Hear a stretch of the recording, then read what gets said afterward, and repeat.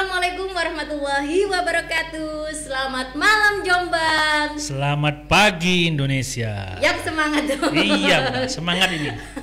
Ya, jumpa lagi pada malam hari ini bersama Ana di sini di KR53 bersama Denny Saputra. Denny Saputra. Ya. Malam hari ini senang sekali ya kita bisa jumpai sobat KR semuanya di hari apa ini?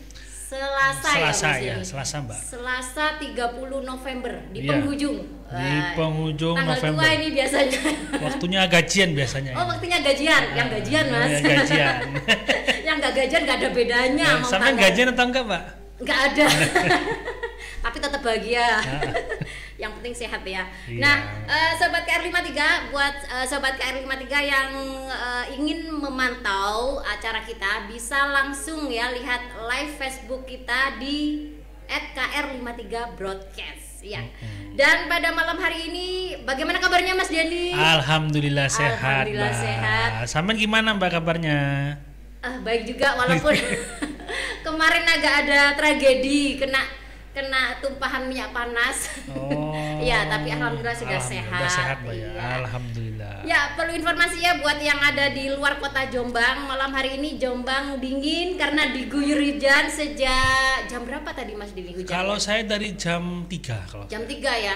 Sama kayaknya ya, sebelum asar gitu ya, antara setengah 3-an itu udah mulai diguyur hujan, sudah mulai hujan. Yang pastinya semoga semuanya yang ada di rumah tetap jaga kesehatan ya.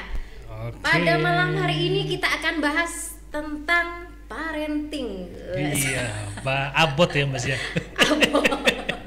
Abot kalau sambil mikul garam. Ya, parenting sendiri ya selalu saja ada pro kontra ya, atau banyak sekali orang yang memilih oh ini ada yang cocok atau ini yang enggak. Nah, parenting sendiri itu sebenarnya secara harfiah artinya adalah pola pengasuhan anak ya. Nah, kalau kita lihat dalam dunia kita atau dalam faktanya ada banyak pola asuh yang terjadi ya. Apakah itu yang otoriter ataukah yang tidak otoriter atau yang permisif, banyak sekali ya.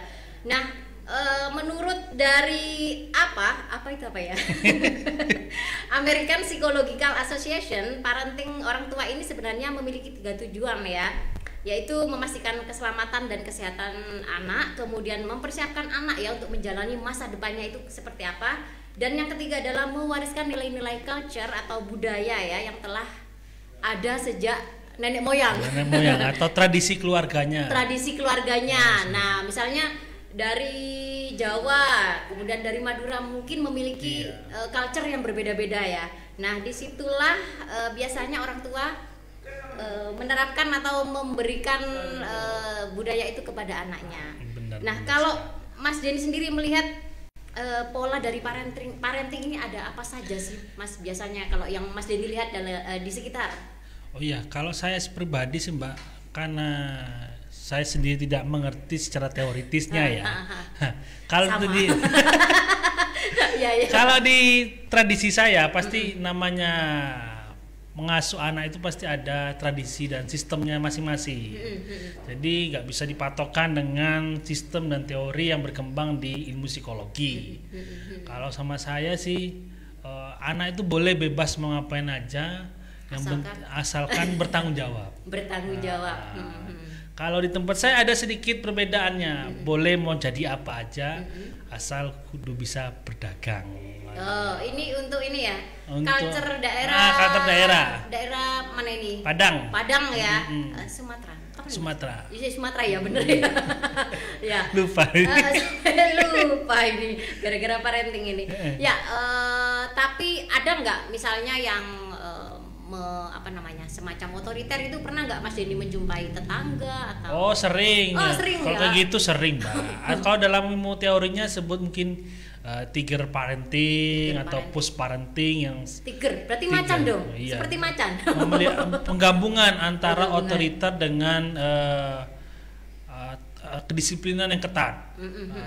Jadi anak itu disuruh untuk patuh sesuai dengan aturan yang dibuat, sehingga nanti untuk kedepannya dia bisa ngikuti aturan. Itu termasuk menurut saya sih mengekang anak untuk berekspresi. Mengekang ya. Terus terlalu membanggakan prestasi. Padahal anak itu kan punya sisi yang keahlian yang berbeda-beda. Seperti itu.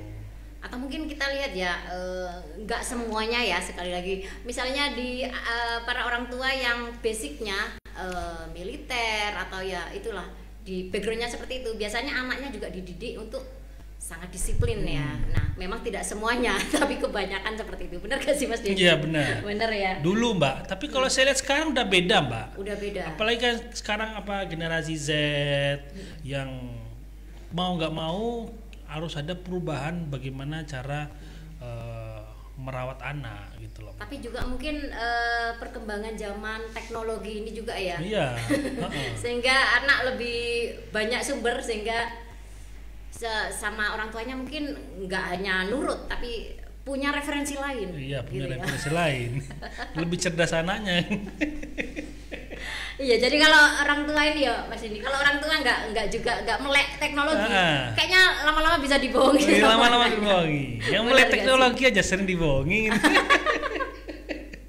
Nah, kalau dampak dari seandainya ya kita yang ya atau orang tua yang cenderung mengasuh anaknya secara otoriter, menurut Mas Denny ini seperti apa nanti? Ya mungkin pasti dia akan melahirkan sosok yang akan otoriter juga yang pastinya. Otoriter juga ya. Kecuali dia bertemu dengan pasangan yang berbeda. Mungkin enggak. Kecuali dia nanti akan hidup di circle yang berbeda. Nah, itu pasti akan ada perubahan. Keren ini, circle yang berbeda. Circle yang berbeda. Kan ada perubahan manusia kan ada beberapa faktor. Salah faktornya kan adalah lingkungan. Orang berteman sama siapa dan lain-lainnya, Mbak. Tapi yang menurutku juga ya yang sangat mempengaruhi berubah atau tidak juga pasangannya ya Mas ya. Iya. Kalau otoriter ketemu sama otoriter, kasihan itu anaknya. Iya. Kata orang sekarang kalau anak pertama ketemu dengan anak pertama, ya udah otoriter ketemu anak otoriter. Iya. Tapi ada juga ini Mas ya yang kebalikan dari otoriter ya, yaitu otoritatif ya. Kalau otoritatif ini mereka masih ada komunikasi. Jadi kalaupun ada disiplin tapi tetap ada komunikasi dengan anak, kemudian mau mendengarkan anak. Jadi kalau otoriter itu ciri-cirinya apa? Misalnya kamu ini kenapa ma, atau kenapa ya itu ya pokoknya kamu harus mendengarkan pokoknya. Iya, jadi lebih apa ya, orang tua itu nggak pernah salah. Nah itu hukumnya orang tua nggak pernah salah. Kalau orang tua salah kembali ke hukum pertama lagi. Itu biasanya. Nah ada juga ini pola asuh yang permisif ya, atau permisif parenting. Nah mereka biasanya cenderung memposisikan anak ini seperti teman. Pernah nggak itu ya, Mas Denny? Sering gitu Mbak. Ada juga ya? Ada. Cuman kadang gini, kalau kita balik ke dunia nyata ya Mbak ya, di rumah tangga itu sendiri itu antara kadang misalnya istri dengan suami itu berbagi peran. Mungkin satu sebagai teman, yang satu lagi otoriter. Jadi berbagi peran seperti itu. Kalau kita kembali ke di lapangan, fakta di lapangan seperti itu. Kalau di Indonesia ya contoh, mungkin contoh misalnya yang anak laki-laki cenderung lebih dekat dengan ibunya, anak perempuan cenderung lebih dekat kepada bapaknya dan lain-lain. Seperti ayahnya cenderung diposisikan otoriter, ibunya yang bagian permisif, yang menjadi teman gitu ya biasanya. Seperti itu. Masih sangat ini Mas ya. Tradisional lah ya Mbak konsep itu. Kalau menurut pandangan Mas Denny sendiri gimana? Bagus gak seperti itu? Menurut saya bagus, cuman ada sedikit harus perubahan. Masalah mungkin yang mengatakan kalau anak itu adalah investasi. Padahal kalau menurut saya anak itu tidak memilih untuk kepada siapa dia dilahirkan. Tidak bisa memilih siapa orang tuanya. Siapa orang tuanya. Apa agamanya? Bisa setelah dewasa sih. Makanya cenderungan orang tua zaman dulu yang mengatakan anak itu investasi dan dia harus punya timbal balik ke orang tua. Itu kita ngomong dari sisi yang lain, Mbak. Itu tidak bisa menjadikan menjadi beban bagi anak nantinya, karena itu pasti kodratnya pasti akan ada timbal balik buat orang tua. Kalau saya seperti itu. investasi atau mungkin ini enggak ngomong-ngomong investasi jadi kalau di Padang ada nggak sih budaya mahar gitu untuk anak? Untuk apa? Anak untuk sebelum menikah misalnya harus membayar mahar gitu ada nggak sih? Oh, kalau di tempat saya nggak ada. Nggak ada ya? Nggak ada. Cuman gini, kalau tempat saya itu kalau anaknya sudah lahir, terus anaknya itu untuk ada sedikit budaya mbak, anak itu dibeli oleh mertua. Biar anak laki-laki atau perempuannya nih? Laki-laki atau perempuan. Oh, dibeli oleh orang tuanya. Dibelinya mungkin dengan kayak kayak syukuran atau yang lain. Kalau di sini kan biasanya kan ada kayak apa kalau hajatan. Kalau di sana konsepnya dibeli seperti itu. Tapi bukan materi. Bukan. Gitu ya. Ya seperangkat alat apa yang. Kalau kita lihat ya, misalnya daerah India itu kan anak justru yang perempuan yang memberikan mahar laki-laki atau laki-laki ya yang memberikan mahar. Nah sehingga ketika si anak perempuan itu sudah jadi istrinya, dia berhak ngapa-ngapain karena sudah membayar, jadi seolah-olah bareng gitu ya. Nah itu yang kadang sehingga pola asuh lebih dominan kepada ini bapaknya atau orang laki-laki. Di India kayaknya. Kalau gitu. Di Jawa sendiri gimana? Kalau di Jawa sendiri tergantung sih. Maksudnya kan bisa negosiasi, bisa ini ya, lihat apa namanya. Sebenarnya kalau yang masyarakat ekonomi menengah ke bawah sebenarnya itu nggak ada masalah ya maksudnya. Ya berapa yang dia punya gitu kan. Tapi kalau yang masyarakat yang mungkin pendidikannya tinggi, mungkin ada apa ya, mas kawin yang itu ya disesuaikan dengan ininya lah, disesuaikan dengan. Kalau masalah parenting, pola asuh anak, ada perbedaan nggak? Kalau kita ngomong teori-teori pada umumnya kayak 3 push parenting dan lain-lainnya, ada perbedaan nggak? Ada nilai uniknya nggak? Kalau di Jawa?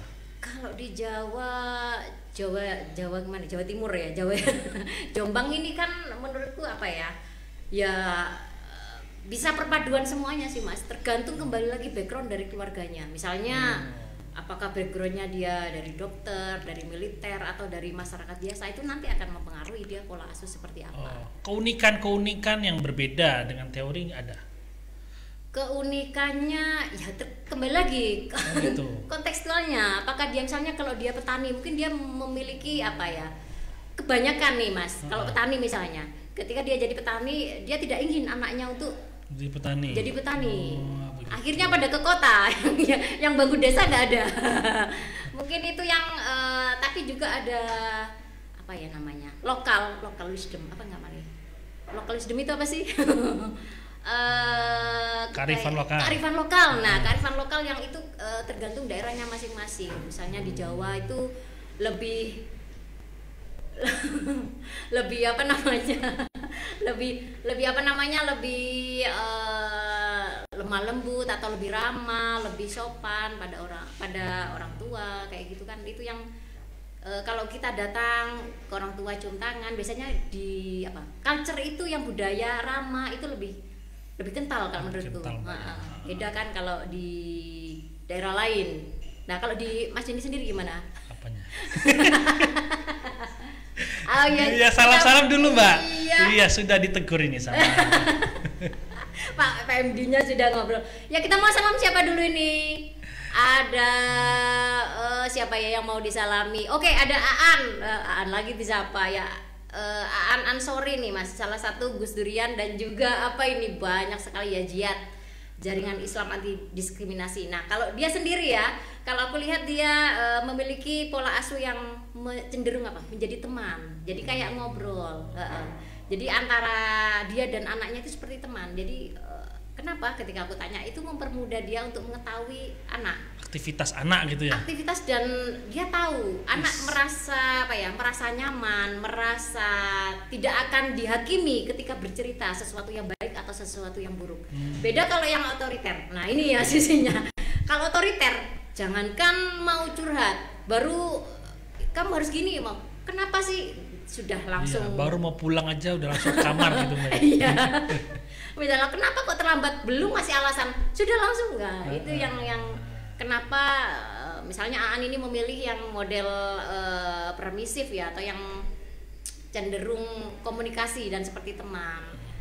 Tapi ada juga loh Mas yang involve parenting ya, pola asuh membiarkan, dijarno sakarepmu, mulai gak mulai, atus gak atus, mangan gak mangan, sakarepmu. Pernah gak?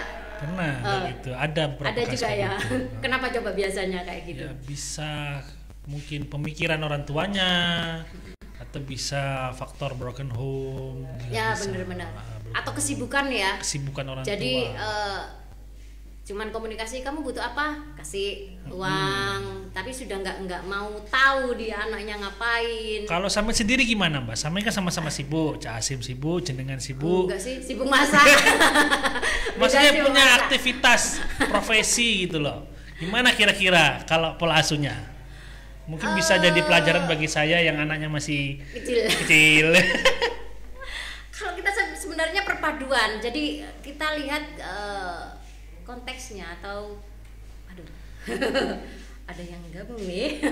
Ya kalau aku sendiri sih lihat ini ya konteksnya. Misalnya dia lagi apa untuk masalah kebersihan, masalah dia misalnya ibadah, itu beda-beda lah.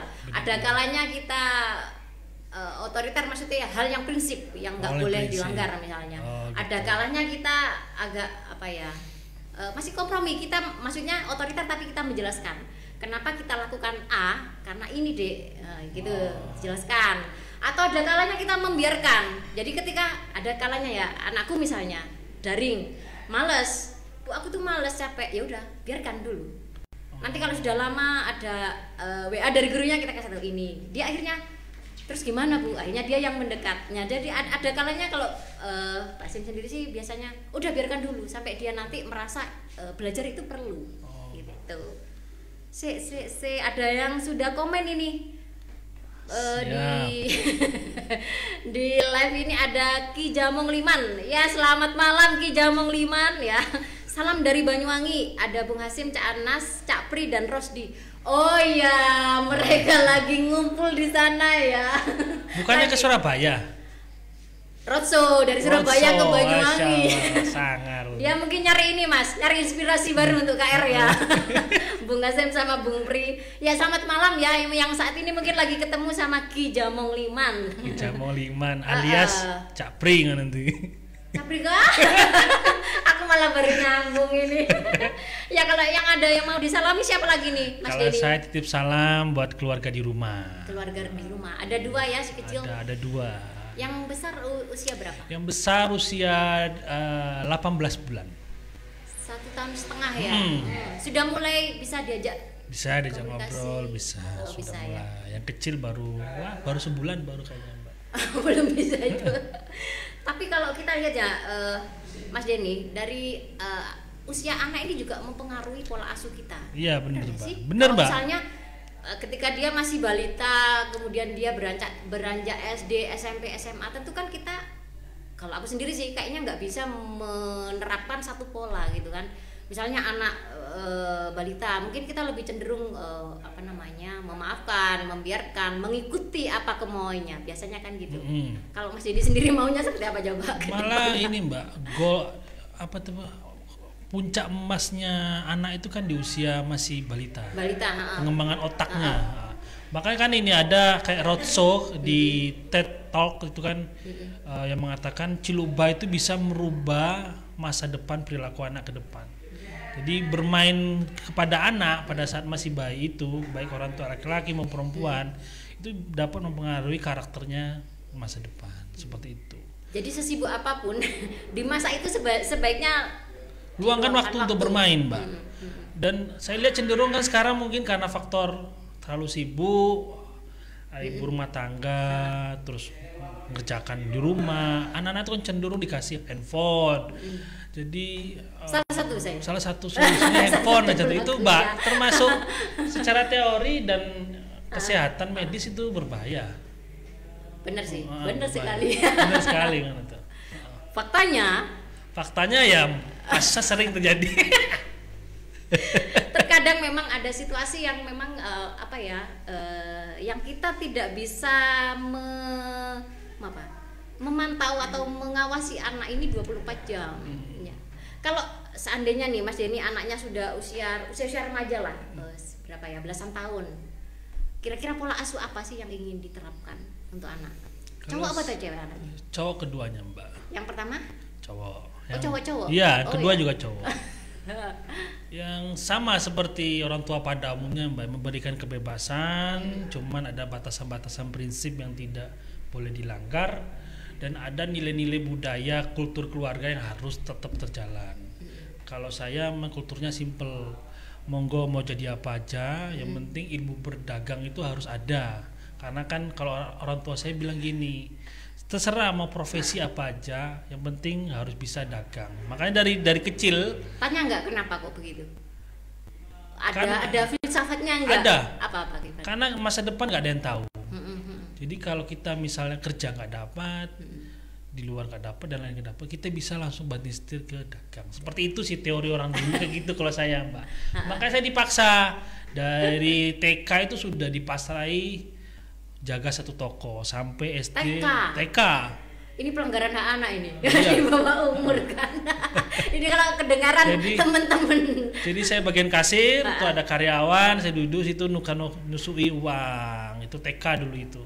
Sampai SD, walaupun kadang ketiduran ini dibiarin.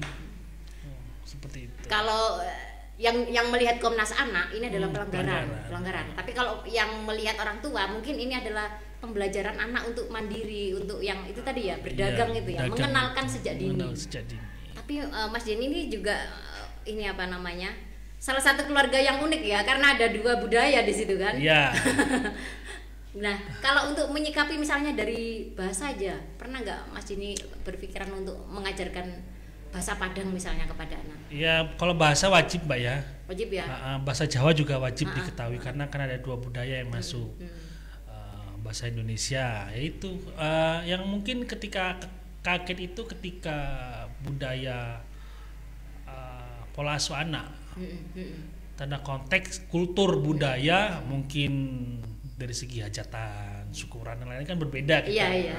Mungkin hal itu yang berbeda, sisanya sama kayaknya Mbak. Sama aja ya. Nah kalau selama ini kalau hal-hal seperti itu dengan istri untuk misalnya ada acara-acara tertentu, kalau saya nggak jadi keberatan. Tapi dilakukan nggak? Kalau misalnya Jawa itu kan ada misalnya turun tanah, itu kan ada apa sih, naik apa itu namanya, jenang apa sih itu kan ada. Gitu. Ada. Saya nggak pernah diceritain gitu sama istri. lebih mudah berarti ya. Jadi saya di sini prinsipnya gini Mbak, pokoknya setiap tanggal lahir anak itu wajib syukuran. Itu. Tapi kalau syukuran yang lain nggak ada ya? Misalnya ada tradisi, nggak ada diinfokan saya. Gitu. Kalau kita sih sama-sama tahu ya kebetulan Jawa, tapi ya nggak dilakukan aja. Ya intinya sih ini ya, kalau sebagai suami istri mungkin dari ayah dan ibu kita perlu mendiskusikan mungkin ya, mana pola asuh yang terbaik. Ada kalanya mungkin otoriter, asalkan tidak yang full otoriter, perlu ada alasan-alasan. Kemudian kenapa kita membiarkan, itu pun juga ada alasan-alasan yang perlu kita komunikasikan kepada anak. Benar sekali. Kalau saya simpel, mengolah anak atau mendidik anak itu kudu melandai. Tidak boleh terlalu ke atas atau keras sehingga nanti kalau boleh terlalu ekstrim ya. Patah kan, kalau terlalu keras kan patah. Jadi melandai. Fleksibel. Ada naik, kadang turun, seperti itu. Oke. Ya, buat yang ada di rumah ya, masuk ke pola asuh yang mana terserah pilihan Anda, asalkan itu bisa bisa memberikan yang terbaik untuk anak. Dan yang pasti jangan sampai anak merasa tertekan atau justru menghalangi dia atau membatasi kebebasan dia untuk bisa bergerak dan berkembang. Ya cukup di sini dulu kayaknya Mas Denny. Iya siap Mbak. Setelah ngopi nih. Terima kasih buat semuanya yang sudah pantau KR53 Broadcast. Insya Allah besok kita akan jumpa lagi dan tetap bersama kami di KR53 Broadcast. Wassalamualaikum warahmatullahi wabarakatuh.